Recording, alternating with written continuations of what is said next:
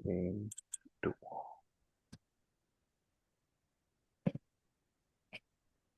Okay, you can see my screen, right? Yes. Okay, fine.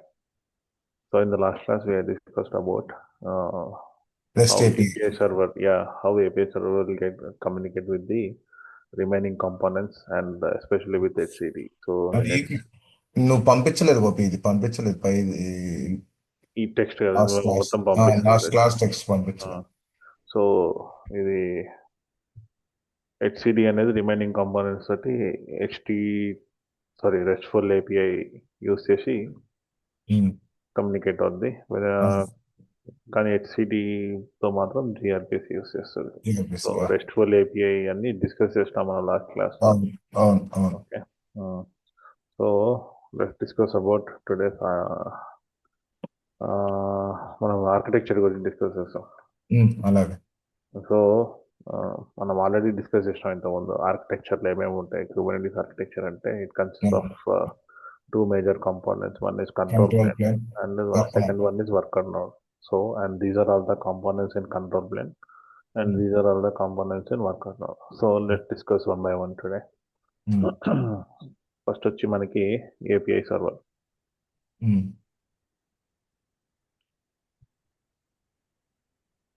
Okay, so what is API server అంటే ఏం చెప్తాం? So API server అంటే it's our Kubernetes cluster completely depends on this API server. Okay, and it is what it will do is it acts as an interface between client and the CK cluster.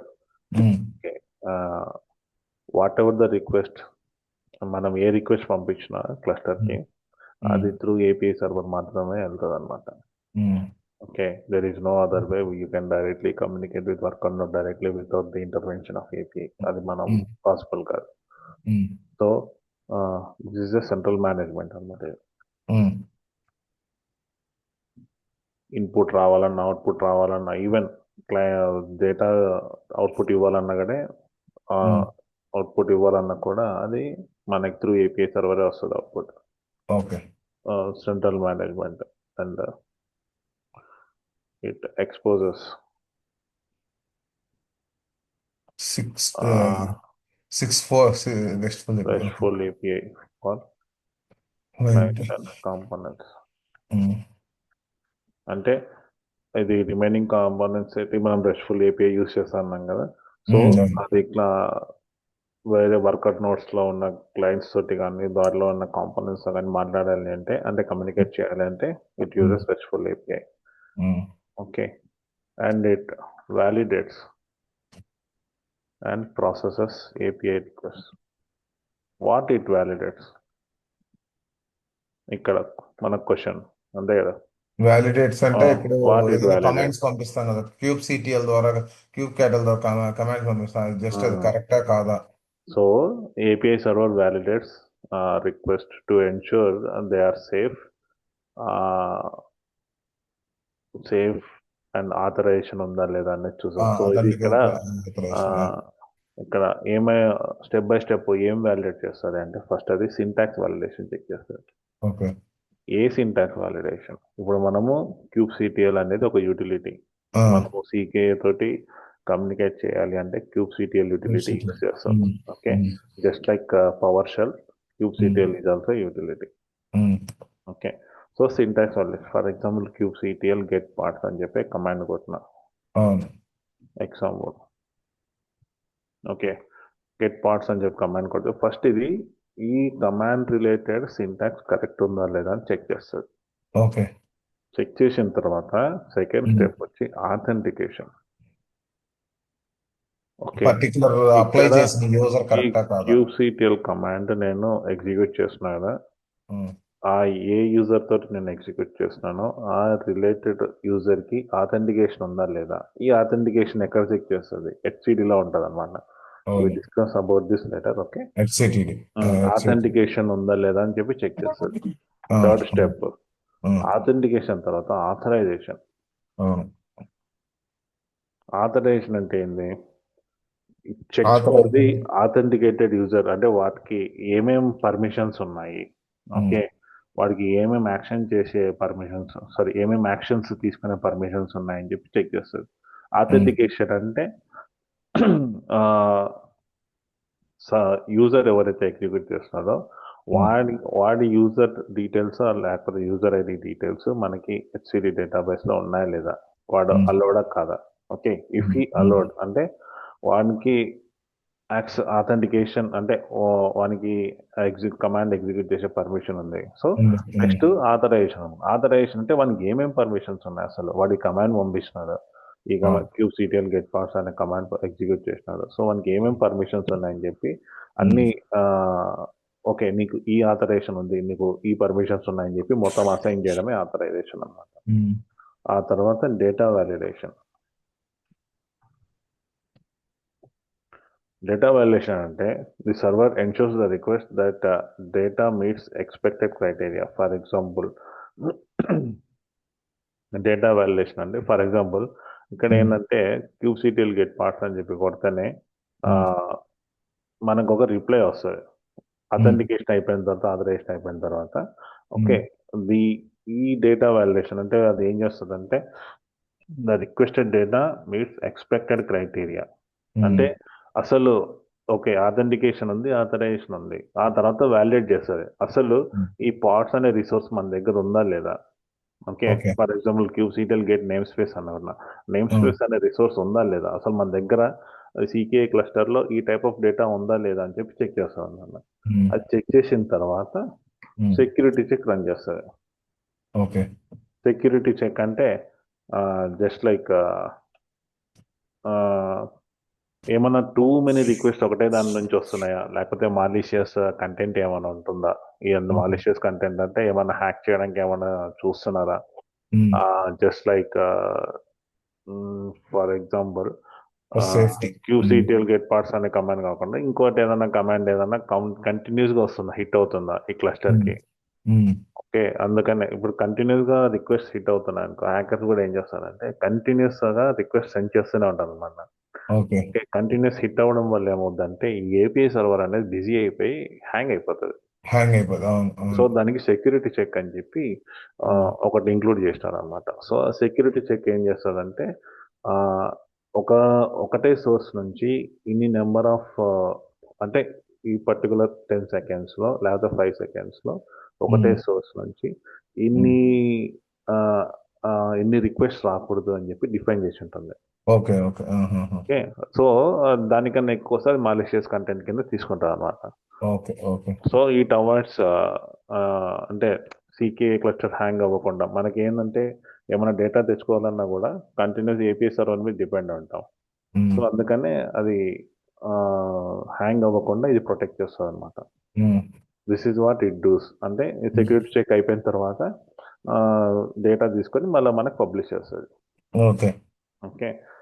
Next it stores and మనం ఏదైతే parts create చేస్తామో లేకపోతే parts అనే కాదు namespace కానీ resource anything, okay. It stores cluster state హెచ్సిడి అంటే it is responsible to write whatever we create or delete. It plays major role. It is responsible to modify the changes in HCD, to modify or to create or to delete any entry from HCD అన్నమాట. Okay. HCD తో communicate అయ్యే ఏకైక component ఏబిఐ server. Okay.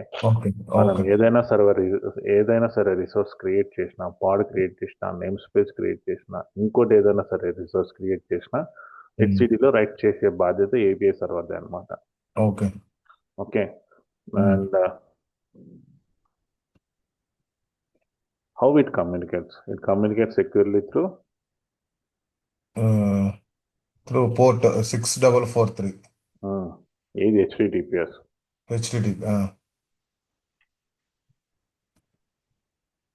HTTPS అన్నమాట. Port number 6443.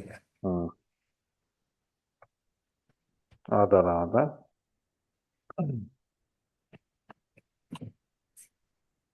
ఇంకోటి ఏంటంటే ఇది horizontal scaling కూడా చేస్తాం అనమాట. Okay, API server API server ఎలా రన్ అవుతుంటుంది సీకే క్లస్టర్లో అంటే ఆ, ఓకే. మన కంట్రోల్ ప్లేన్లో అంటే ఏదైతే మాస్టర్ నోడ్ అంటామో అవును. దాంట్లో ఏపీఐ సర్వర్ అనేది కూడా ఒక పాడ్ కింద రన్ అవుతుంటుంది. ఉమ్, ఓకే, ఉమ్, అదే ఏపీఐ సర్వర్ అంటే మనం సపరేట్ అప్లికేషన్ లాగా ఏమి ఇన్స్టాల్ చేయం, ఇది కూడా ఒక pod. Okay, okay. Control plane master node లో ఒక ఉమ్, పాడ్ లాగా రన్ అవుతుంటుంది అనమాట. ఓకే.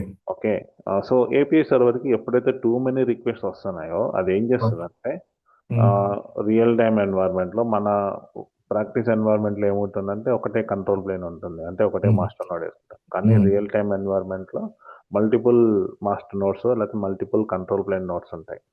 Okay, okay. అది త్రూ లోడ్ బ్యాలెన్సర్ వెళ్తుంది అనమాట మన రిక్వెస్ట్. అది మనం ఆర్కిటెక్చర్ వన్ డిస్కస్ చేద్దాము. So okay. అప్పుడు ఏం చేస్తా అంటే API server too many request వస్తున్నాయి మల్టిపుల్ యూజర్ దగ్గర నుంచి. సో ఉమ్, అది ఏం చేస్తుంది అంటే ఆటోమేటిక్గా స్కేల్ చేస్తుంది అనమాట. ఉమ్. అంటే ఇంక్రీజ్ చేస్తుంది. పార్ట్స్ అంటే ఇంక్రీజ్ పార్ట్స్ ని చేస్తుంది. ఇంక్రీజ్ చేస్తుంది అక్రాస్ అదే ది అదే. Master nodes. Um, okay, scales horizontally for high availability. Um, ఇది రియల్ టైమ్ ఎన్వైరన్మెంట్ లో మనము అంటే మన ప్రాక్టీస్ దాంట్లో ఇంతేమి స్కేల్ చేయదు, కానీ రియల్ అవునవును. టైమ్ అవును. ఎన్వైరన్మెంట్ లో బేస్ చేసుకొని ఇది ఈ పాయింట్ మాత్రం. Okay, okay. Okay. It runs as a pod in control plane nodes. Okay, and దీని కాన్ఫిగరేషన్ ఫైల్ వచ్చేసి slash etc ఇది notice kubernetes manifest. manifest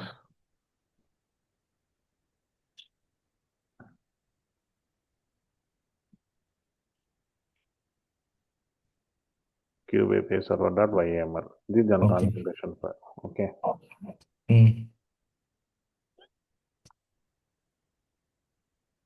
and it is central entry point for all cluster operations. మనం ఇప్పుడే మాట్లాడుకున్నాం కదా, మనకి ఉమ్, ఏదైనా సరే డేటా రిక్వెస్ట్ చేసిన పీకే తోటి ఇన్పుట్ కావాలన్నా అవుట్పుట్ కావాలన్నా this um. Is the doorway. అంటే ఆ డోర్ లో నుంచి అన్ని పోతాయి, ఆ డోర్ లో నుంచి అన్ని వస్తాయి ఇండైరెక్ట్ ఓకే. చెప్పాలి అంటే. Okay, okay. Okay.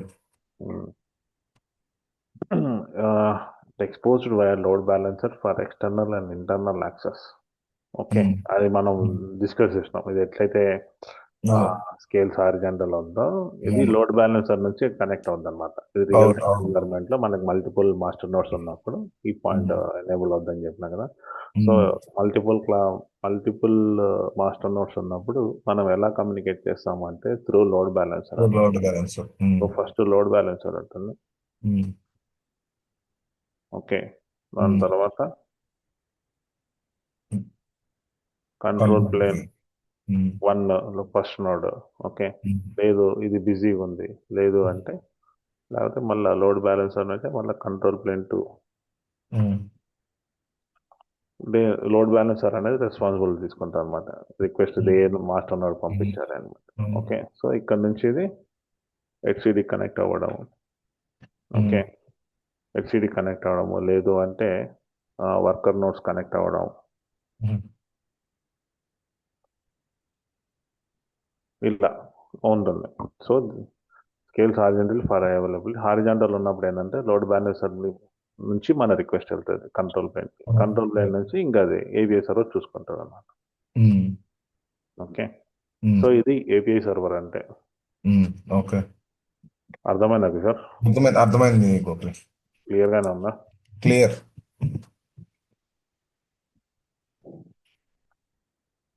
Next HCD. HCD it is called brain of the CK cluster అనమాట.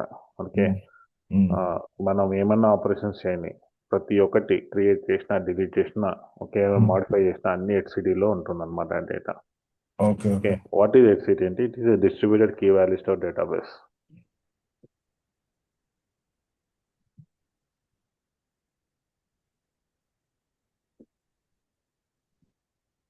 ఓకే, అది డేటాను ఎలా స్టోర్ చేసుకుంటుంది అంటే ప్రతి ఒక్క దానికి ఒక కీ ఇస్తుంది, okay. Key followed by value. Okay. ఈ టైప్లో డేటాని స్టోర్ చేసుకుంటారు అనమాట. ఓకే. సో దేనికి ఎందుకు అంటే it can quickly retrieve the data. Okay. key value. So what it contains ante, it contains a complete configuration. Okay. Okay.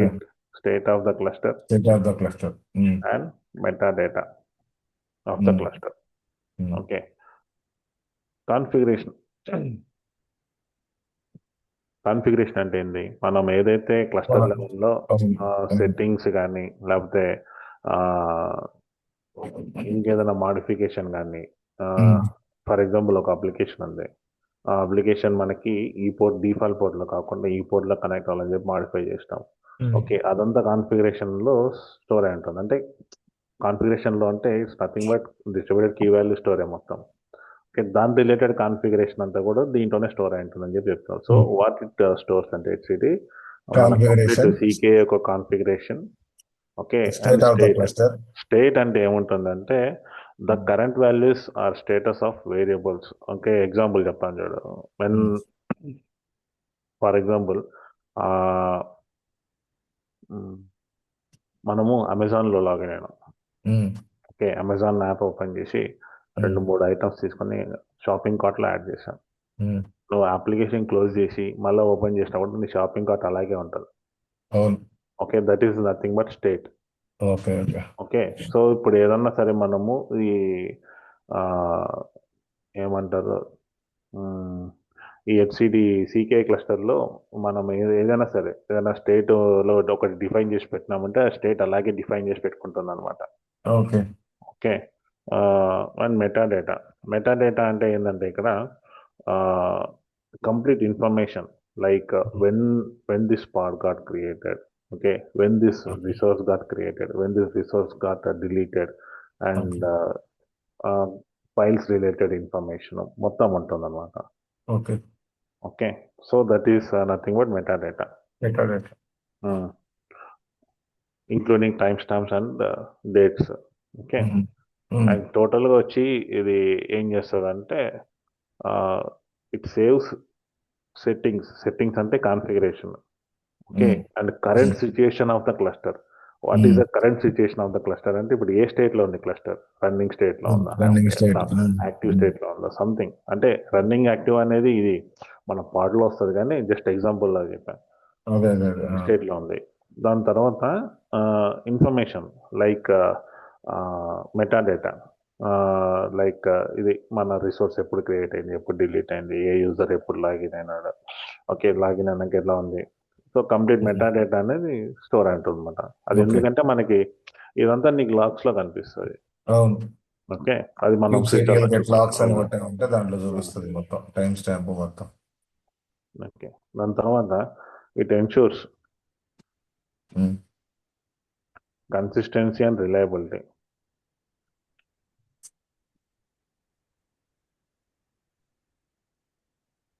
Okay, data అనేది consistent గా ఉందా లేదా అని చెప్పి ఫ్రీక్వెంట్ చెక్స్ చేస్తుంటుంది అనమాట.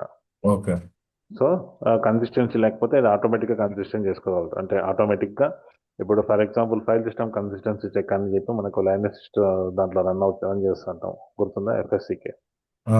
జస్ట్ లైక్ దట్ ఇది కూడా అంతే. It ensures the data data stored in its database is consistency or not అని చెప్పి చెక్ చేస్తుంటుంది.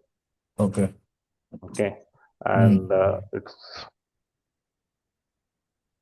Supports clustering for HA. మన ఏమంటారు, మన ప్రాక్టీస్ సెషన్స్ లో మనం ఒకటే HCD యూస్ చేస్తాం, కానీ రియల్ టైమ్ ఎన్వైరన్మెంట్ లో మల్టిపుల్ HCD ఉంటాయి. Even here again HCD is nothing but it is a pod again. HCD అంటే మనం సపరేట్ గా డేటాబేస్ ఇన్స్టాల్ చేసి అదేం చేయము, ఇది కూడా ఒక పాడ్ లో రన్ అవుతూ ఉంటుంది. Okay, and it is secured with TLS. Okay, what is TLS అంటే ఏం చెప్తావు? కీస్, సెక్యూరిటీ కీస్, అవి దాన్ని ఏమంటారా, సర్టిఫికేట్స్. Partially correct. అది TLS అంటే ఇట్స్ ట్రాన్స్పోర్ట్ లేయర్ సెక్యూరిటీ అనమాట. Okay, what it does, it encrypts data sent between Kubernetes components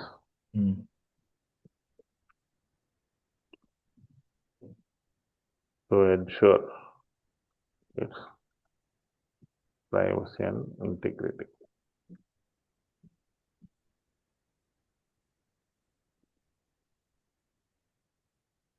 okay. So ఏదైనా సరే మనము కమ్యూనికేషన్ జరిగేటప్పుడు okay either I mean from API server to HCD or HCD to API server, it uses TLS encryption అన్నమాట. Okay TLS methodology. TLS అంటే transport layer security. Okay encrypts data sent between K8s components to ensure its privacy. Okay, and it is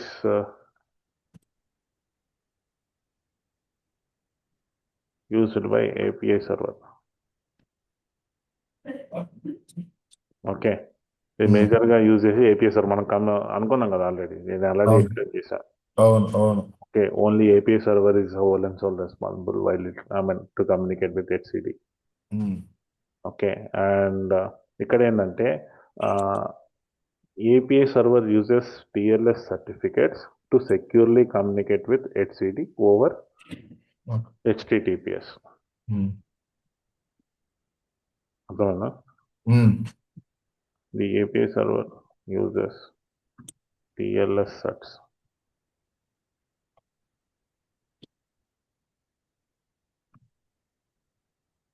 ఇప్పుడు ఈ communication ప్రతిసారి certificates exchange చేసుకుంటాయా? Okay over HTTPS. Okay API server ఎప్పుడైతే దీనిలో communicate చేయాలనుకుంటుందో TLS set అంటే తెలుసు కదా సెట్స్ ఎలా ఉంటాయో ఓకే పెమ్ రిలేటెడ్ సెట్స్ ఉంటాయి. ఓకే ఆ సెట్స్ వాలిడేట్ చేసుకుని కమ్యూనికేషన్ అనేది ఎస్టాబ్లిష్ చేస్తారు అనమాట. ఓకే ఇంకోటి ఏంటంటే just out of CK point ఇది టిఎల్ఎస్ సెట్స్ అనే పర్మనెంట్ గా అలాగే ఉండవు. టిఎల్ఎస్ సెట్స్ ఏంటంటే వ్యాలిడిటీ 1 year ఉంటుంది. TLS sets in cluster will expire. Okay. So each certificate has a validity set during creation. ఎప్పుడైతే మనం మనము సర్వర్ బిల్డ్ చేస్తుంటామో బై డిఫాల్ట్ దాని వ్యాలిడిటీ వచ్చి 1 year అన్నమాట.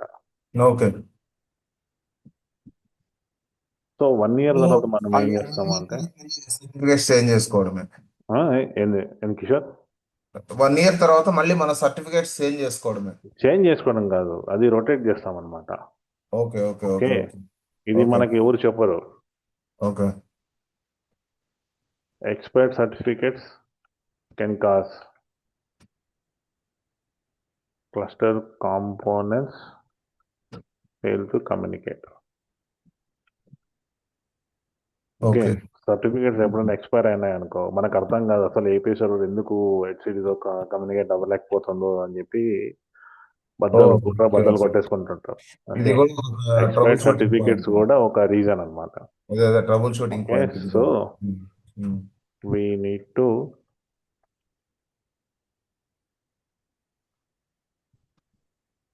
Regular rotation and renewal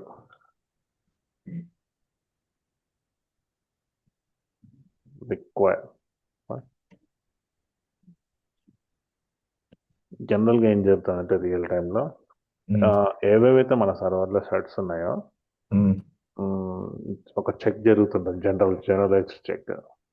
okay మన సికేలో ఏమేమైతే sets ఉన్నాయో అన్ని సెట్స్ వ్యాలిడిటీ చెక్ చేస్తూ ఉంటుంది. ఓకే అది ఎలా చెక్ చేస్తుంటుందో మనం ఫర్దర్ గా డిస్కస్ చేస్తాము. ఆ చెక్ లో ఏమి రిజల్ట్ వస్తుంది అంటే ఓకే ఈ పర్టికులర్ సర్టిఫికేట్ ఈ డేట్ లో ఎక్స్పైర్ అవుతుంది అని, అది ఎప్పుడైతే 90 days కన్నా తక్కువ డేట్ వస్తుంది డేట్ రేంజ్, ఓకే 90 days లోపల ఏదైతే ఎక్స్పైర్ అవుతుందో వాటన్నింటి డీటెయిల్స్ తీసుకొచ్చి మనకి పబ్లిష్ చేస్తాం అనమాట. అప్పుడు మనం ఎస్టాబ్లిష్ చేస్తాం. ఓకే ఇది just out of CK points ఇవి. ఓకేనా? And it plays critical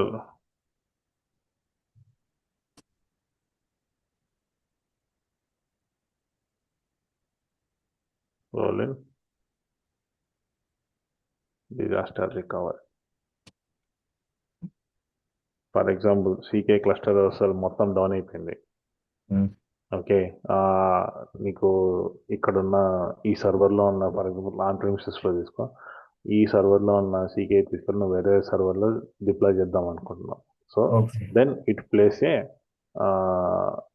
major role. ఏంటి అంటే నీకు సీకే మళ్ళీ రీస్టోర్ చేయాలంటే complete Kubernetes complete data restore చేయాలంటే HCD plays major role. Only HCD ఒకటే మనం ఏదైతే బ్యాకప్ తీసుకుంటామో ఆ బ్యాకప్ నుంచి దీన్ని రిస్టోర్ చేస్తే చాలు, మనకి యాజ్ ఇట్ ఈస్ గా మన క్లస్టర్ మొత్తం డిప్లాయ్ అయిపోద్ది అనమాట.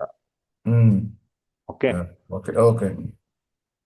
And it runs on port number 237. Yeah. 237. This is what HCD is. Yeah. అర్థమైందా కిషోర్? HCD అర్థమైంది. క్లియర్ గా? షూర్, క్లియర్ గా అర్థమైంది. కంట్రోలర్ మేనేజర్ ఇంకా రేపు డిస్కస్ చేద్దాం కిషోర్. నాకు ఇప్పుడు మీటింగ్ ఉంది కొంచెం. లేదు అంటే మనం సాయంత్రం మళ్ళీ ఒక 1 hour కనెక్ట్ అవుదాం ఈవినింగ్. షూర్, నీ ఖాళీ ఉన్నప్పుడు తొందరగా అయిపోగొడతాము అనుకుంటుంటే. ఓకే. నీ ఖాళీ ఉన్నప్పుడు పింగ్ చేయగోపి, పర్లేదు. సో ఇవన్నీ చాలా ఇంపార్టెంట్ అనమాట. ఓకే. నీకు ఈ పాయింట్స్ అర్థమైపోతే హాఫ్ ఆఫ్ ద కుబర్నెటిస్ అయిపోయినట్టే. ఓకే.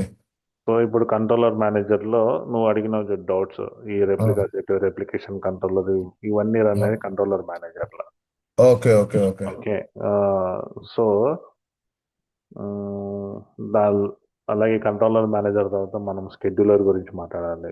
క్యూబ్ షెడ్యూలర్ తర్వాత kubelet, cube proxy, CRI container అంటే ఇవన్నీ రేపు అయిపోగొట్టేస్తాం ఇంకా. ఓకే, లేదు అంటే ఈవినింగ్ కనెక్ట్ అవుదాం మళ్ళీ. అంటే ఫోన్ చేస్తాను, రికార్డింగ్ స్టాప్ చేసి.